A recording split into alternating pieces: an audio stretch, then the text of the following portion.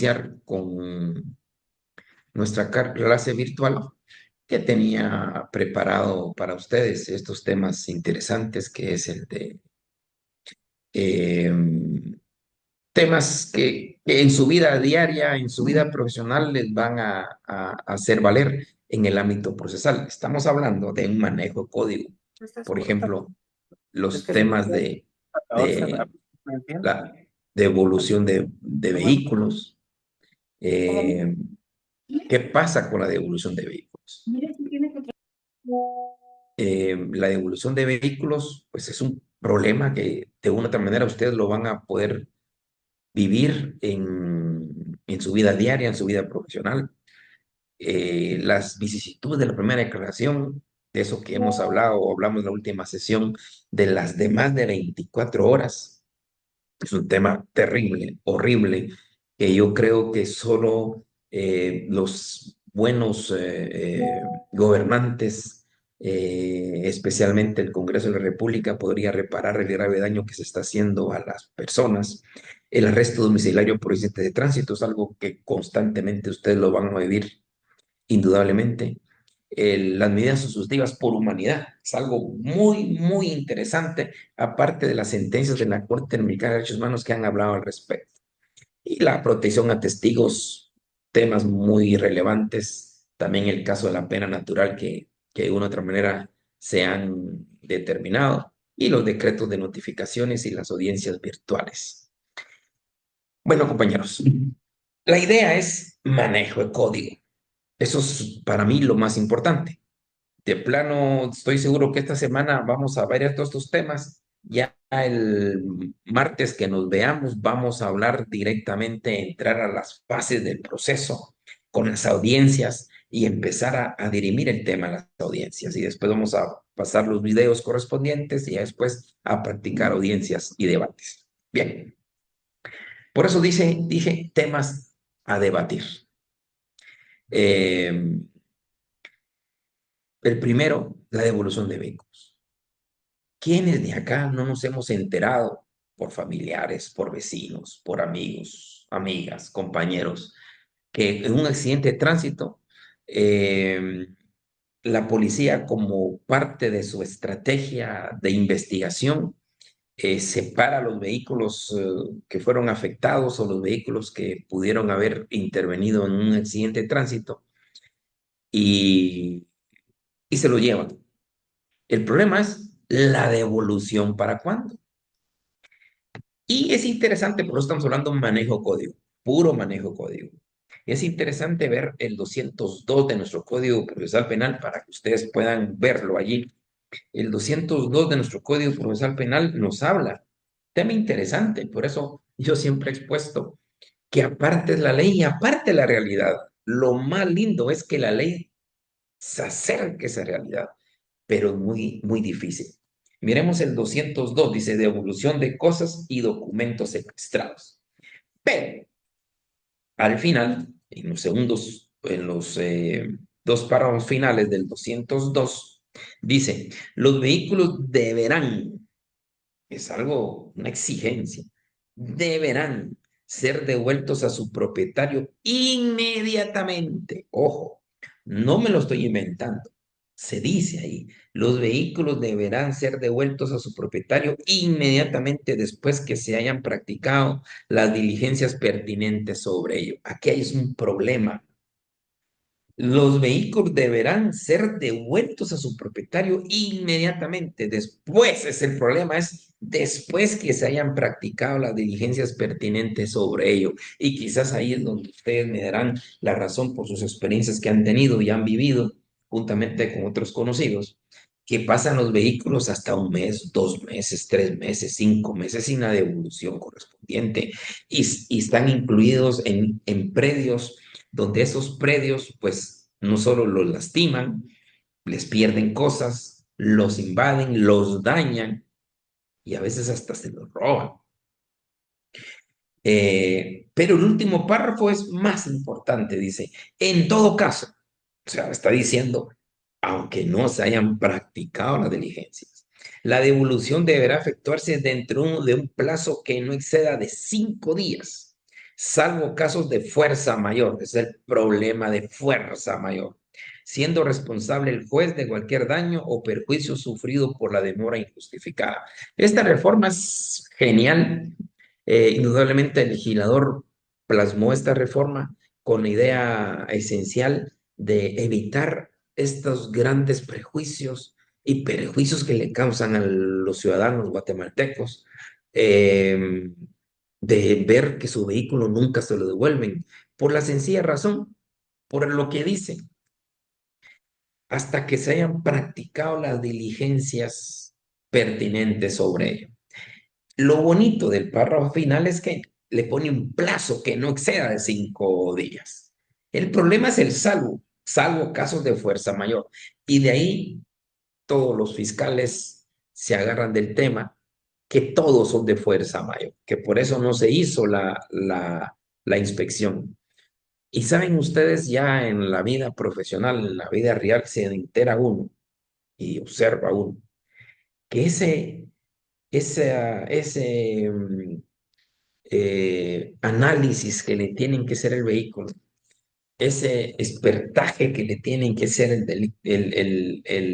al vehículo, esas diligencias que le deben hacer al vehículo, ¿saben qué consiste? Son puras fotografías.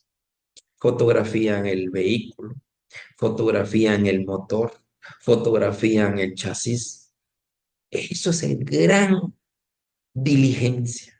Entonces uno se pregunta, pero si esas diligencias lo pueden hacer exactamente en el momento cuando llega el MP a la escena del crimen, ¿por qué no lo hacen? Y es ahí donde se da la importancia de hacer cumplir la ley. Nos hemos enfrentado en la realidad donde uno acude constantemente con el juez y el juez se lava las manos simplemente porque el MP no ha cumplido con esas diligencias pertinentes. Y cuando uno acude al MP, el MP nunca tiene tiempo. Así pasa un día, pasan 2 días, pasa una semana, pasa 15 días, pasa un mes y usted sin vehículo y posiblemente dañando su vehículo. Es horrible esto. ¿Qué hacer? Simple y sencillamente acudir posiblemente hasta un amparo para que se cumpla a cabalidad este último párrafo del 202. Y aquí algo muy importante dice, siendo responsable el juez de cualquier daño o perjuicio sufrido por la demora injustificada. Obviamente aquí caemos en otro tema, que el Ministerio Público pone cualquier excusa para no hacerlo. La idea del Ministerio Público en una oportunidad que tuve bien estar ahí, se había planteado que había que mandarle un oficio como política criminal del Ministerio Público para que todos los fiscales acudan en la propia escena del crimen de una vez a hacer esas diligencias. Con eso ya no hay motivo ni razón para entretener los vehículos. Pero eso por eso puse ahí vicisitudes que tenemos que ir solventando en el tema de los vehículos. Pero es importante, jóvenes, tener el 202 del Código Procesal Penal, que es una materia constante para ustedes, va a ser constante totalmente en su vida profesional, va a estar involucrados en este tema de la devolución de vehículos. Recuerden, 202, los últimos 2 párrafos. El otro tema que también quiero entrar a discutir con ustedes son esas vicisitudes de la primera declaración de más de 24 horas. Ya lo platicamos, medianamente lo platicamos el jueves pasado. Eh, la Constitución es clarísima en el artículo 9, ustedes ya lo han leído, el artículo 9 dice taxativamente que el interrogatorio de detenidos no debe pasar de 24 y efectivamente pasan hasta 3 meses, 2 meses, un mes sin prestar su primera declaración. El grave problema es, desde mi punto de vista, es cómo está el redactado el artículo 81 y 82 especialmente, donde está todo los parámetros establecidos para realizar la primera declaración. Se divide en 3 fases que es una pérdida de tiempo. Esto no es un mini debate, no debe de ser un mini debate. Esto simplemente es es constitucionalmente presentar al detenido frente al juez y el juez en forma inmediata resolver la situación jurídica, pero no pasar debates tras debates. Hemos tenido nosotros anteriormente, especialmente, videos, noticias, donde se presentaban en una primera declaración las escuchas telefónicas, y se pasaban todas las escuchas telefónicas. ¿Cuánto tardaba una primera declaración? Y la primera declaración simplemente es declaración judicial, es la presentación ante el juez. El interrogatorio simple que le debe hacer el juez al procesado, ligarlo o no ligarlo y emitirle la correspondiente determinación si lo deja en libertad o le da una medida sustitutiva. Es lo único que tendría que hacer el juez, pero no usar la primera declaración como mini debate, que es en otras ocasiones ha acontecido en muchas ocasiones. Y eso vamos a ver si no esta semana, la otra semana ya, cómo se desarrolla la primera declaración y eso lo vamos a comprender un poco mejor. Desde mi punto de vista, la primera declaración, como ya lo dije, no debe ser extensa, debe ser concreta, con la participación obviamente del procesado y su defensor. Ya lo hablamos el jueves pasado, el ejemplo de Maduro, por ejemplo. Maduro, 35 minutos. Si Maduro hubiera sido eh, traído aquí a Guatemala, esa primera declaración hubiera durado unos 3 meses, porque hubieran pasado videos, medios de prueba, diligenciamiento de todo, escuchas telefónicas de todo, y eso no es la primera declaración, es desnaturalizar una primera declaración. El otro tema también no menos importante, y eso es algo que ustedes constantemente lo van a ver, es lo relativo al arresto domiciliario por accidentes de tránsito. ¿Dónde es que usted como futuro abogado o recién graduado, seguro, recién graduado, va a recibir una llamada telefónica de un su conocido, un su amigo o alguien que lo refirió a usted, asustado, llamándolo porque hay un accidente de tránsito y tiene miedo que se lo lleven preso? Entonces sale el abogado y sale corriendo el Superman abogado y ¡tas!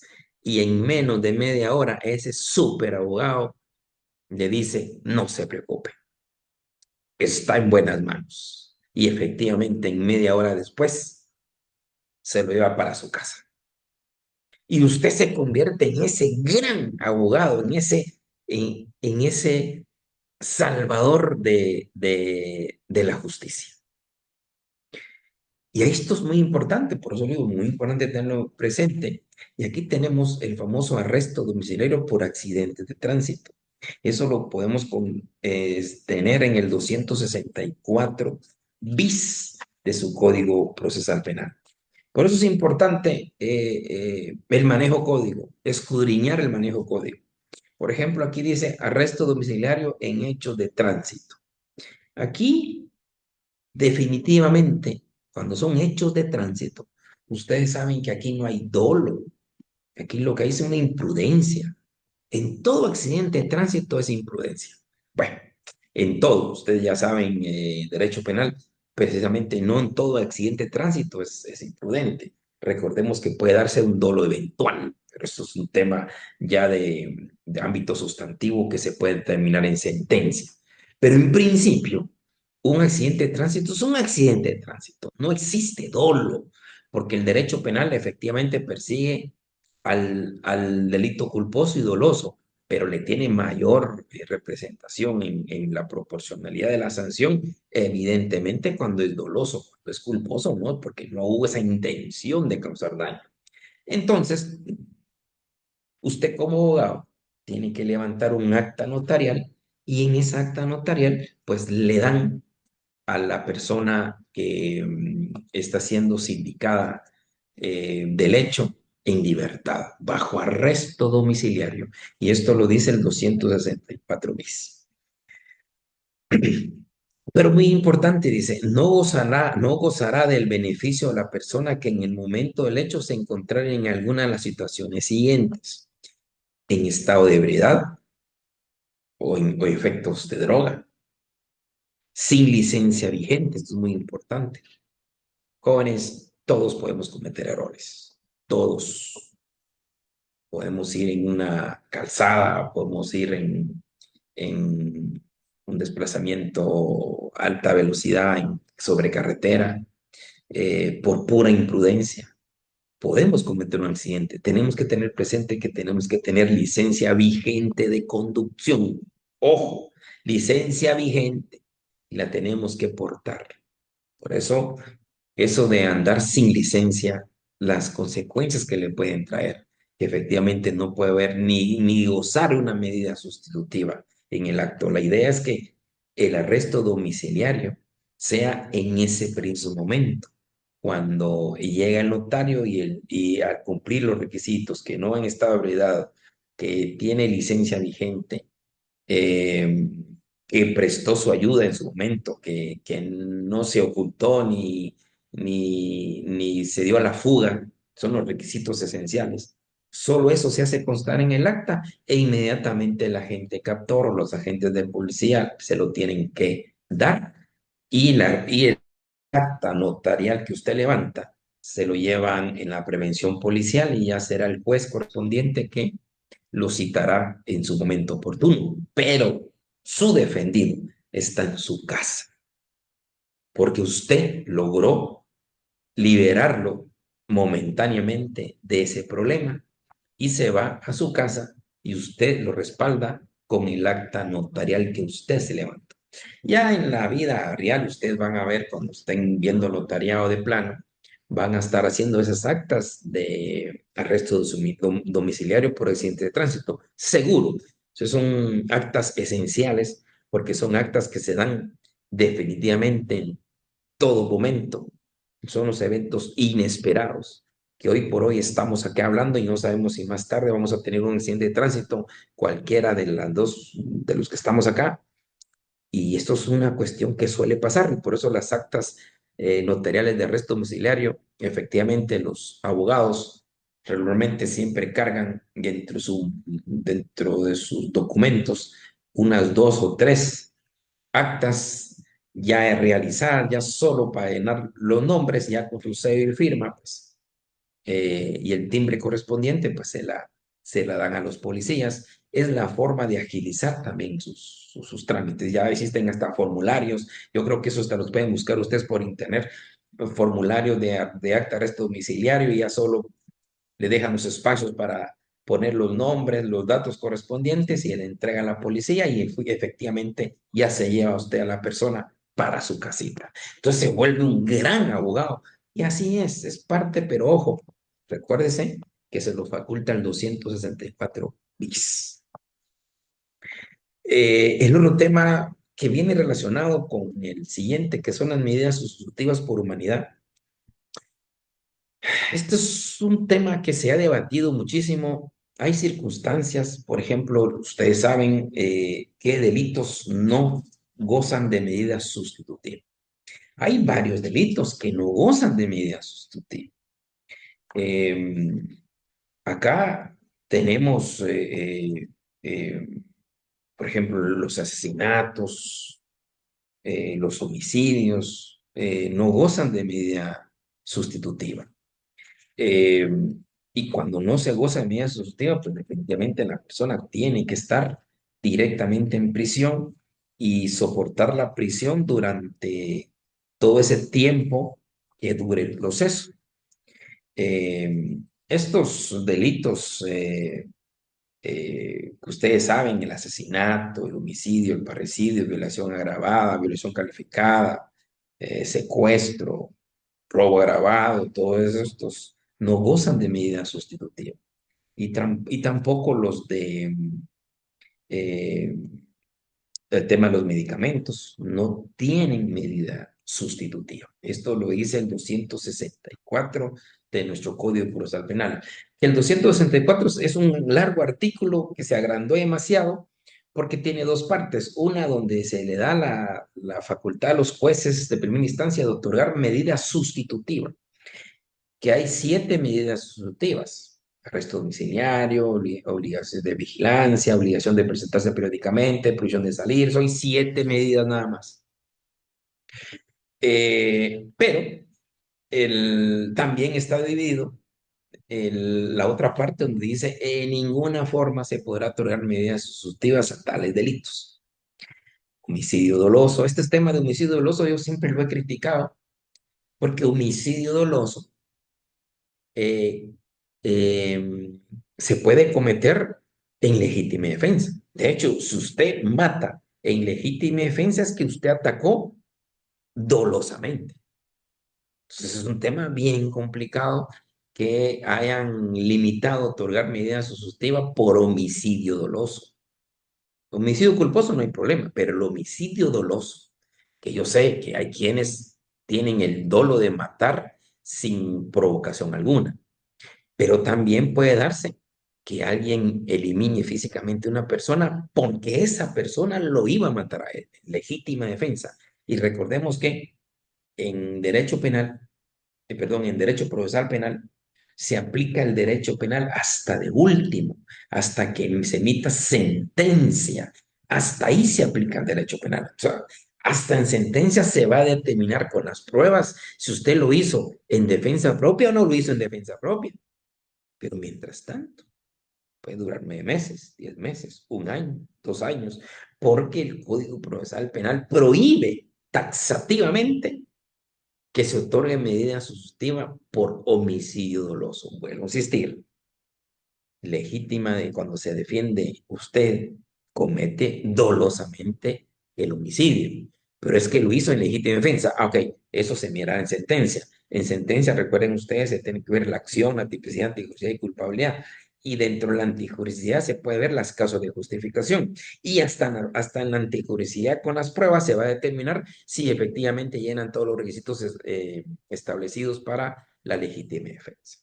O sea, eso es un tema complicado, pero aparte de esto, hay personas que pueden estar sometidos a estos regímenes de prisión preventiva obligatoria eh, o prisión preventiva oficiosa, porque de oficio legalmente se estableció, pero pueden tener quebrantos de salud muy fuertes o personas de muy avanzada edad o de enfermedades en la fase terminal.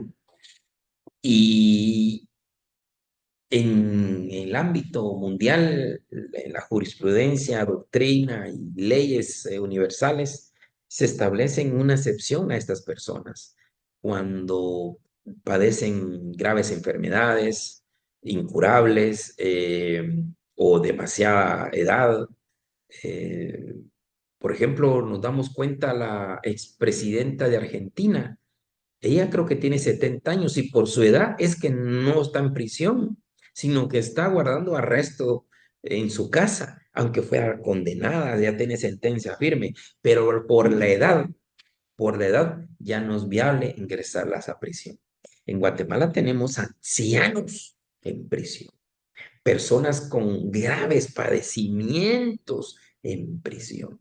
Yo sé que muchos de nosotros decimos, se lo merece porque hicieron daño. Claro, claro, pero aquí está lo importante. Hay que tener medidas sustitutivas por humanidad. En estos casos son por humanidad. Y nosotros no nos alejamos. Existe ya una reforma, por eso el inicio de estas sesiones yo les puse que teníamos que comprar la ley del régimen penitenciario. Y en esa ley del régimen penitenciario aparece una reforma de la ley de control telemático. En esta ley de control telemático nos aparece en el artículo 69 y 69 bis, que permite el control telemático para ancianos y enfermos. O sea, cuando ya en la ejecución de la sentencia se puede determinar que la persona padece de grave enfermedad o es demasiado anciana, le pueden dar un control telemático y un arresto correspondiente para que salga de la prisión. Menos ciertos avances Lo ideal sería también durante el trámite del proceso. La Corte de Constitucionalidad entiendo que en algunos casos es benevolente, en algunos casos no ha sido tan benevolente, lamentablemente. No podemos hablar de una igualdad en este ámbito, porque sí hemos visto casos donde a algunos se favorecen y a otros no se les favorece, que es incorrecto. Por eso que es importante que el legislador ya determine estas circunstancias para evitar esas desigualdades. Y aquí hay unas sentencias de la Corte Interamericana de Derechos Humanos, especialmente contra el México. Eh, Hay una sentencia interesante de García versus México, donde nos habla y qué interesante esta, y esta la yo se las prometo, si no reproducir, eh, eh, trataré de proporcionar de un mejores datos. Por ejemplo, esta sentencia de la Corte Interamericana de Derechos Humanos versus México nos habla de la prisión preventiva oficiosa. Esa prisión preventiva oficiosa, lamentablemente los mexicanos están peor que nosotros. Nosotros tenemos prohibición de dar medida sustitutiva en el Código Procesal Penal. Los mexicanos tienen prohibición de otorgar medida sustitutiva en su propia constitución. O sea, los mexicanos en su propia constitución establecen que en qué delitos no se puede otorgar medida sustitutiva. Y hay una cantidad de delitos que no se puede otorgar medida sustitutiva y lo dice la constitución. Al menos nosotros en el Código Procesal Penal. Entonces, la Corte Interamericana de Derechos Humanos, al conocer estos casos, le obliga a México reformar su constitución, porque para la Corte Interamericana de Derechos Humanos es prohibido tener medidas de prisión preventiva oficiosa, porque esto dice que es una intromisión del legislador al juzgador. El juzgador es el único que tendrá que determinar en el caso concreto. Si el caso concreto se logra determinar el peligro de fuga o la obstaculización de la investigación. Y solo el juez hay que darle esa facultad, pero que no se venga el legislativo y se intrometa al juzgador y le dice, en estos casos jamás vas a dar medidas sustitutivas. Entonces deja al juzgador realmente atado de manos, aunque el juzgador pueda estar convencido que en este caso concreto no hay ni obstaculización ni peligro de fuga.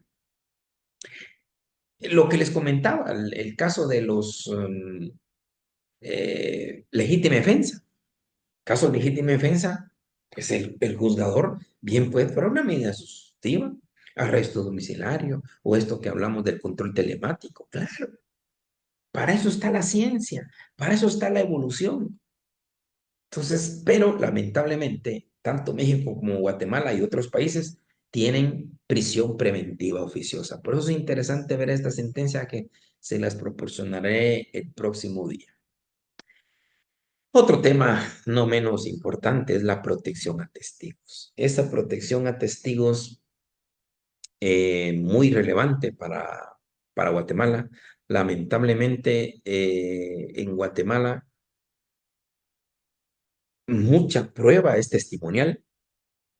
Últimamente ya ha habido prueba científica, prueba técnica, que ha ido mejorando y desarrollando la prueba, pero todavía estamos con muchos testigos. Es la prueba reina, es el que ve, el que escuchó, el referente. El problema es cómo lo protegemos. Ahí tenemos que ver el artículo 210 del Código Procesal Penal, el 217 del Código Procesal Penal y el 218. Hay formas de protegerlo. Tomarle su declaración en arresto en su domicilio, tomarle su protección por medios eh, tecnológicos, que eso es lo que ha surgido últimamente. Pero aparte de eso, la protección personal de él y su familia. En Guatemala todavía existe un programa interesante en las Naciones Unidas que es poco conocido, lamentablemente, poco conocido, pero sí lo tenemos, donde al testigo y a su familia completa, testigo y familia completa, lo sacan del país. Ojo, y familia completa. Les cambian nombre, les dan domicilio, les consiguen trabajo y hacen totalmente otra vida. Yo tengo conocimiento de algunos casos, incluyendo cuando se han ido con todo y niños de 1 año, 2 años. Imagínense, el niño de 2 años ya automáticamente cambió su vida en otro país. Eh, pero es muy poco conocido el programa. Y la idea sería, de parte del Ministerio Público, es promover más ese programa, porque hay muchos testigos que quisieran declarar, pero lamentablemente no se les protege. Lamentablemente están sometidos a a determinadas amenazas sin esa protección de vida. Y por último, pues tenemos el 218 bis, que por videoconferencia o por medios electrónicos se puede promover el testimonio de las personas. Pero, y aquí es una reforma que se hizo en Guatemala para que las personas ya puedan declarar por medios audiovisuales, eh, para evitar ese enfrentamiento con el agresor, con el imputado, el acusado, que anteriormente a jóvenes daba pena, pero, y mucha pena, que el, el testigo se enfrentaba directamente con el agresor. La víctima de violación con el agresor, si no, no valía. Imagínese usted, si no, no había forma de tomar valor por parte de los jueces, por parte de los jueces no le daban valor probatorio si la víctima no declaraba frente a su victimario. Una cosa horrible, horrible. Ahora, pues ya con el 218 bis, pues nos permite que el testigo, la víctima, puede declarar en un lugar distinto a donde está el debate.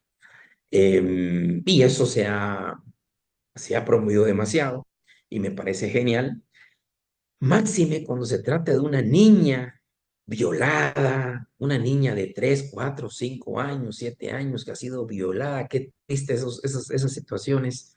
Y tener que declarar 3 veces con 3 personas distintas. Esto es otro problema. A raíz de esto tenemos el 317, la facultad del anticipo de prueba.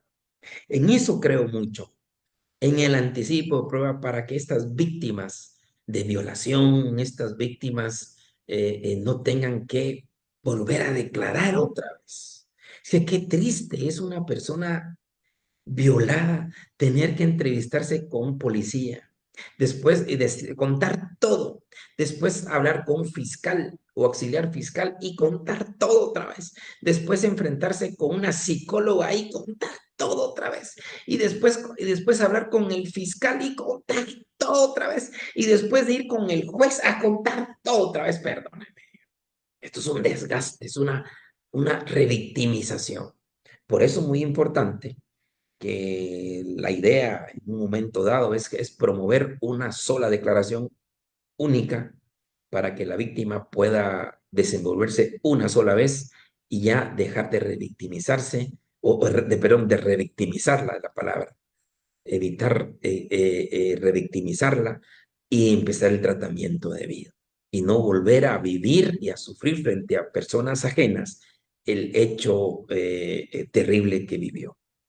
Entonces, la idea es que todas las personas víctimas de esos delitos no puedan enfrentarse directamente con su agresor en debate, sino que lo puedan hacer a través de una prueba anticipada. Y bueno, insistir, por eso es muy importante tener en cuenta el 317, porque recordemos que el 317, que nos habla de prueba anticipada, la prueba anticipada, su naturaleza, ustedes ya lo saben, es únicamente cuando va a ser muy difícil que el testigo, que el perito, que la víctima declare en el debate por cualquier circunstancia, ya sea que se va a ir del país o ya sea que sufre una grave enfermedad y no y es casi imposible que llegue a tiempo al debate, entonces ahí se hace necesaria la prueba anticipada. O el tema de la droga, que la droga se incinera, entonces se necesita hacer esa prueba anticipada para que vaya en debate ya sobre el acta. Eh, pues lo mismo se tiende a hacer últimamente con el tema de las víctimas, especialmente menor edad, que se logre establecer en prueba anticipada, porque en prueba anticipada están presentes todas las partes. Está presente un juez, está presente el defensor, está presente el sindicado, está presente el ofendido, el agraviado, las víctimas y el fiscal. O sea, la prueba anticipada es, por eso se llama prueba anticipada o anticipo de prueba, porque recordemos que el nombre deviene ya que la prueba únicamente se debe de desarrollar y presentar en el debate y valorar en el debate.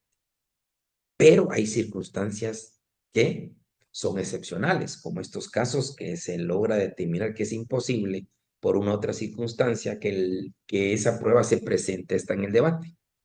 Pero como excepción también a esta situación es que las víctimas, especialmente menores de edad, delitos de violación o otro tipo de agresión muy fuerte, puedan declarar en anticipo de prueba para ya no llegar al debate, cuidar así su integridad, cuidar así y reservarse directamente esa prueba esperando que llegue al debate.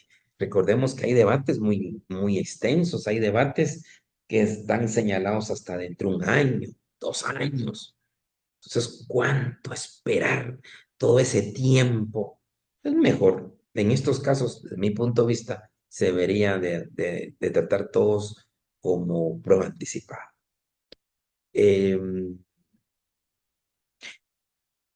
Ahora, el otro tema que también quisiera entrar a analizar es en relación a la pena natural.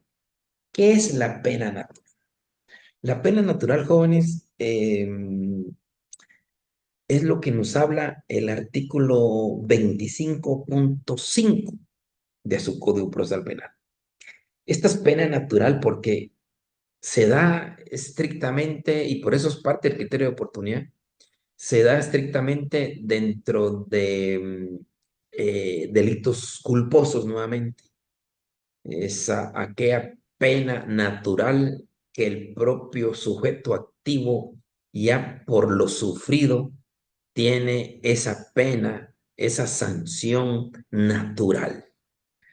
El ejemplo más común es cuando el padre, por imprudencia, por andar en alta velocidad, por andar viendo el celular, por cualquier negligencia o impericia o imprudencia en sí, eh, lesiona o le quita la vida a su hijo, a su pariente cercano, a su madre, a su padre, a su hermano. Ahí ya carga una pena natural. Ahí ya es innecesaria la pena legal. Por eso se plantea en esos casos el criterio de oportunidad. Artículo 25.5, el cual dice, como ustedes pueden ver en su mismo código, el 25.5 nos refiere que dice que el inculpado haya sido afectado directa y gravemente por las consecuencias de un delito culposo y la pena resulte inapropiada. Esto es muy importante para tenerlo presente. Son delitos que traen consigo esa pena natural porque ya no tiene caso esa pena legal. Y ahí entra el criterio de oportunidad. De último, tenemos decretos de notificaciones, ya hay varias reformas a la ley en cuanto a las notificaciones, las famosas notificaciones electrónicas. Ya perdimos aquello de las eh, notificaciones por escrito. Ya usted tiene que, cuando se va a inscribir a la Corte Suprema de Justicia, tiene que dejar un, un buzón de sus notificaciones y automáticamente cualquier audiencia, cualquier resolución ya le cae directamente a su buzón electrónico. Esto es por parte de las mismas leyes que se han ido cambiando. Y las audiencias virtuales, pues tenemos un acuerdo de la Corte Suprema de Justicia 35-2020. Esto surgió efectivamente por el tema del COVID, que de una u otra manera sí es funcional. Hay mucha gente que todavía tiene la idea que tienen que ser audiencias presenciales y está bien, pero con las audiencias virtuales no pasa nada. Es más, ayuda en muchas ocasiones a tener mejor acceso a la justicia, porque si usted está en un municipio muy lejano, cuesta mucho llegar a veces al juzgado donde está realmente una sede departamental y bien se puede hacer una audiencia virtual desde su municipio. Es lo que pasa en algunas órganos jurisdiccionales, incluyendo la misma Corte de Constitucionalidad. Allí solo se tiene audiencias virtuales. Las vistas son solo eh, eh, vistas virtuales.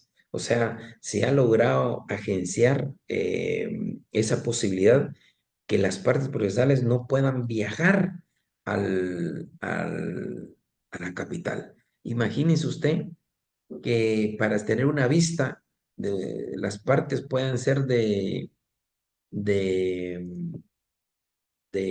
Petén, de Izabal, y venirse a la capital a una vista y de última hora se les cancela.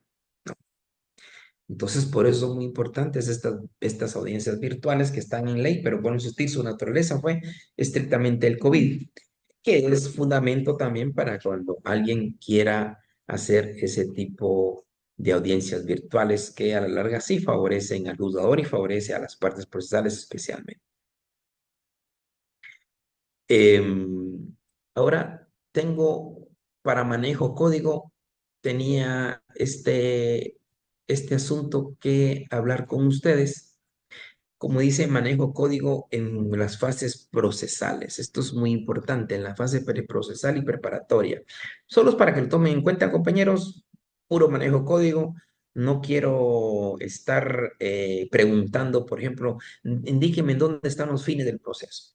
Podemos ver los fines del proceso en el artículo 5. Esto es muy importante tenerlo siempre presente en el artículo 5 y esto les sirve dentro de su narrativa en muchas ocasiones que usted tiene que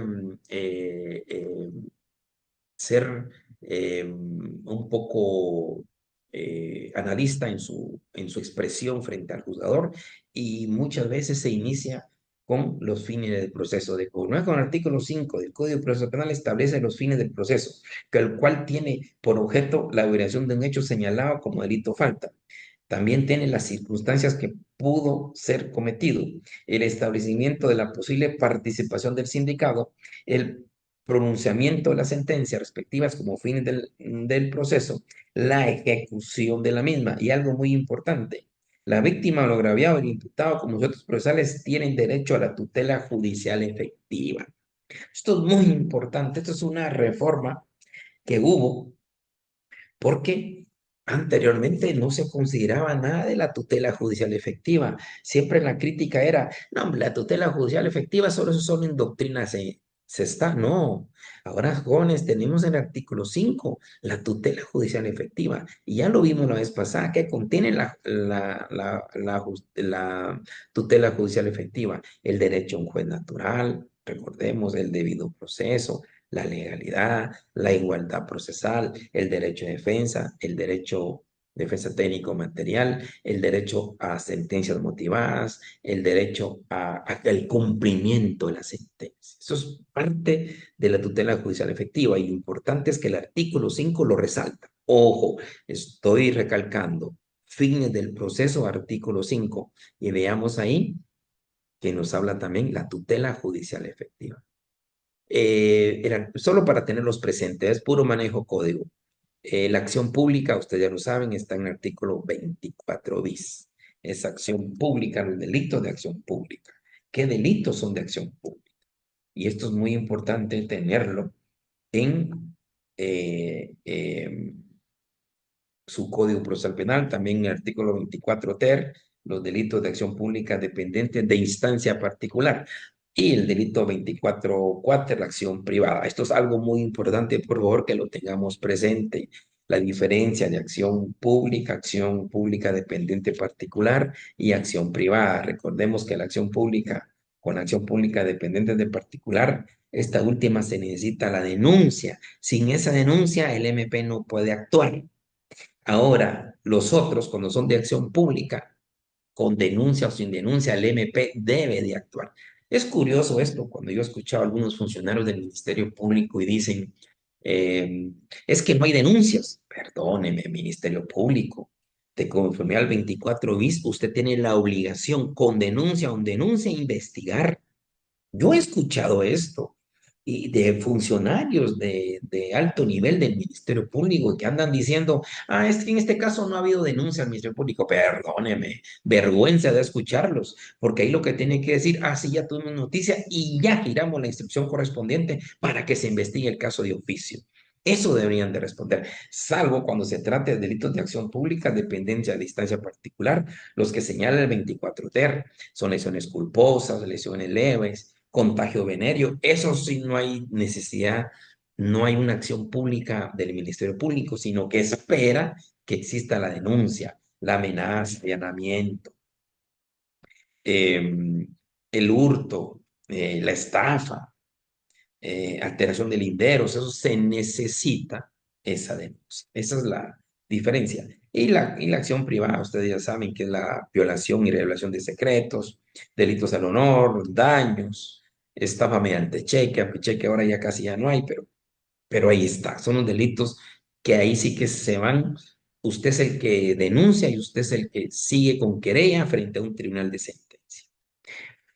Otro artículo interesante es el objeto de la investigación. Tenemos que tener claro el objeto de la investigación, que ahí lo tenemos en el 309.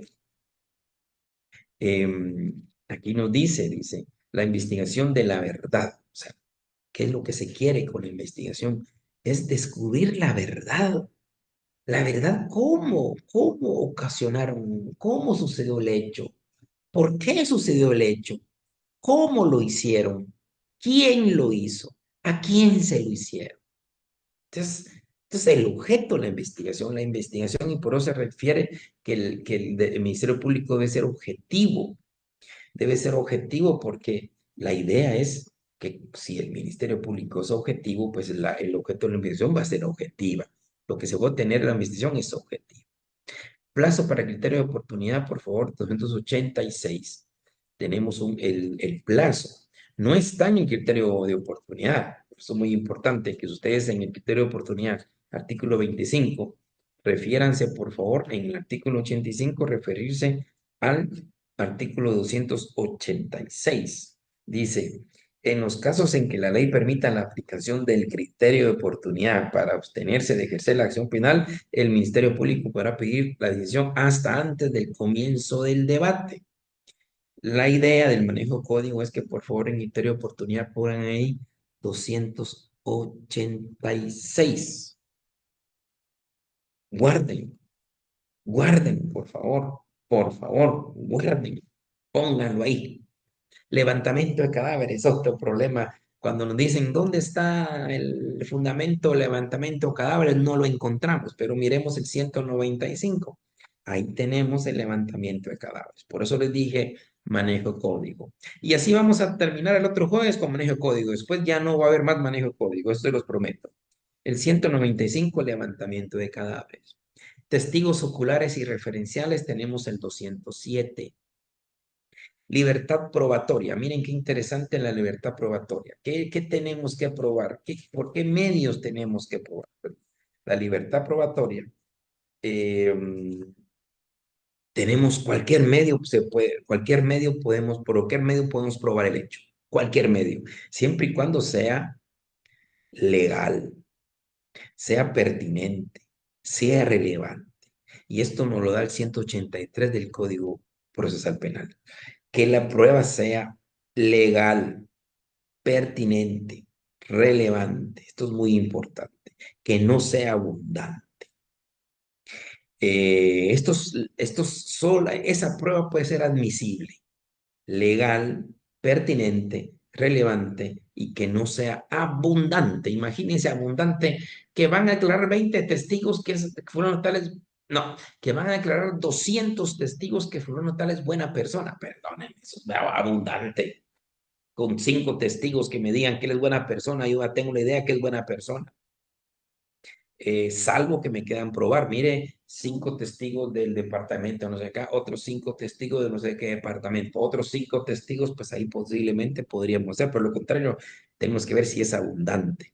Muy importante el 183. Aquí se mira la admisibilidad a la prueba. Recordemos que hay una audiencia de admisibilidad a la prueba después de la fase intermedia. Y ahí es donde el juez le van a presentar los medios de prueba y el juez de conformidad al artículo 182, 181 y el 183 va a determinar, especialmente el 183, la admisibilidad o no admisibilidad de la prueba. El 183, muy importante, requiere requisitos, el que la prueba sea legal, pertinente, relevante y no abundante. Muy importantes esos requisitos. También dice, no son, son admisibles en especial los elementos de prueba obtenidos por un método prohibido, tales como la tortura, la indebida intromisión en la intimidad del domicilio o la residencia, la correspondencia, las comunicaciones, los papeles y los archivos privados. Son inadmisibles, o sea, no se puede admitir obtener la prueba por tortura, por invasión de domicilio, de residencia, invasión de documentos o comunicaciones. Las famosas pruebas obtenidas por interceptación ilegal de comunicaciones, por ejemplo, esas pruebas son ilegales. O la prueba obtenida a ingresar a un domicilio ilegalmente. Esa prueba es ilegal, no se puede admitir. Esto es muy importante. Y los americanos sobre esto sí lo han trabajado mucho, eh, porque para ellos la intimidad de las personas es algo sagrado, sagrado. Tanto la interceptación de las comunicaciones, la violación a la correspondencia, a su intimidad de domicilio, es sagrado para los americanos. Y de ahí salen muchas teorías como el fruto del árbol envenenado, que esto es parte del fruto del árbol prohibido o fruto del árbol envenenado, que es inadmisible ese tipo de pruebas obtenidos ilegalmente. Pero la doctrina también habla de excepciones, y eso ustedes ya lo tuvieron que haber visto, las excepciones del fruto del árbol envenenado o fruto del árbol prohibido, que es cuando la misma prueba se obtiene por otra fuente. Entonces esa fuente sí permanece. Aunque la otra fuente ha sido legal, si se obtiene otra fuente legal, esa sí se permanece. O el descubrimiento inevitable de la verdad, cuando se intercepta una comunicación de alguien y ese alguien está interceptado, pero otra persona que no está interceptada le empieza a hablar a esta, prácticamente todo esto se obtiene por un descubrimiento inevitable de la verdad. Esto es importante tener presente estas 181, 182 y 183, por favor, jóvenes, especial, y 85 por el tema de la libertad probatoria. Tenemos el derecho de probar cualquier cosa por cualquier medio, siempre y cuando sea legal. 183.